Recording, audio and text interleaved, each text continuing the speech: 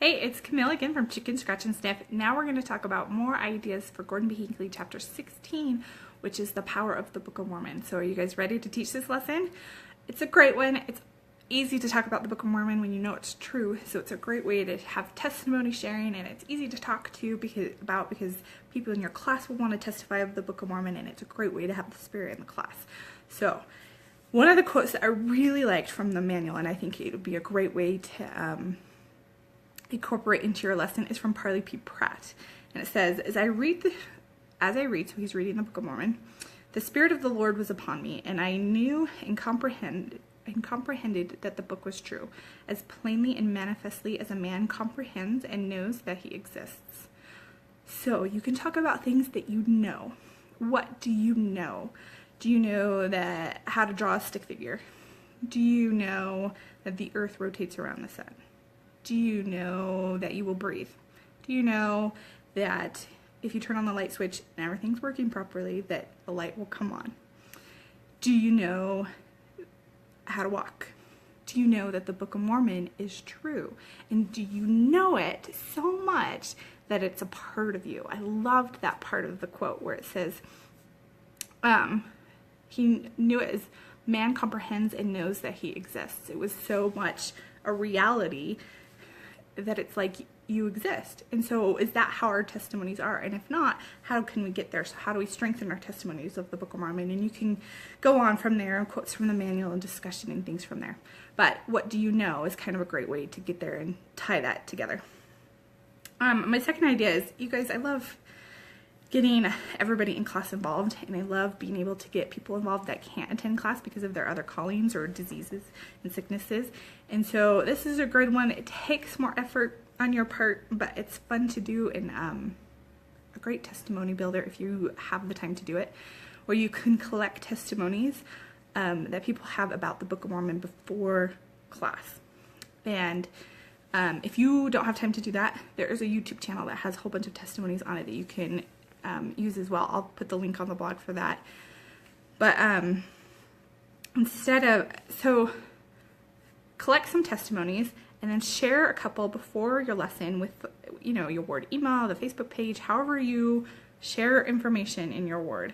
Share one in that way, and then right the day before your lesson, share another one, and then the day of your lesson, share one, or have that person come up and share it, and then afterwards have somebody post another testimony. So your lesson kind of goes further and out, and it continues to get people to ponder about their own testimony of the Book of Mormon, but it's also just a way to strengthen each other's testimony of the Book of Mormon, okay? There was a church campaign right when the church started to do campaigns on social media. So it was a few years ago, and they did 4 parts to it, and you can do this for your lesson as well, where you can divide your lesson into these 4 parts. The first one was discover the book, search the book, live the book, share the book. And so you can divide your lesson up into that as well, or challenge people to do those types of things as well. So I'll link to that too, don't worry. So it's discover, search, live, and then share. And talk about what those different things mean. What happens when we discover the book? How is that different than searching the book and living the book? And tie that into the manual quotes. And there's those handouts and things on the blogs that are free that you can print. But these are just extra ideas, okay? The last thing is you can talk about, we're supposed to read the Book of Mormon daily. And that's why I have this. It's just a reading chart, and you just circle it in. I don't care how much you read a day. I just hope that people read it a day, right? And, President Benson, he was very adamant about that. But one of the things that I was thinking about as I was reading the words from President Hinckley is, what was the last great book that I read? How long did it take me to read it? How thirsty and hungry was I to read it? And how much did I want to ignore cooking dinner because I was into this book? And if that can happen with a really great book, why am I hesitant to approach the Book of Mormon like that? Or why wouldn't I read the Book of Mormon in the same amount of time that it took me to read this really great book that was twice as long?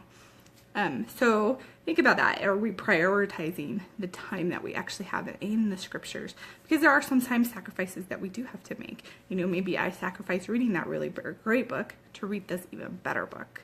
Because even if it's the 1000th time that we've read it, there's always something new to learn. And I love that with the prophets and apostles and how they share the new things that they learned. Like President Nelson, he did that challenge for the young single adults a while back, and then he shared the results of it, about how he studied the scriptures about Jesus Christ, and he went through the topical guide and read them all, and how that changed him.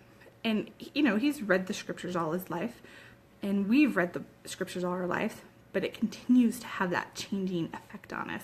And why is that? And why can this one book be different every single time we read it? And how we can hunger and thirst after it as well and be just as excited to read this book as entertaining books of today. So those are my ideas, you guys. Have a great week. Go to the blog, cknscratch.com for more. Go to the private Facebook group. Keep discussing, keep sharing, and keep helping each other out. You guys are great. See you next time.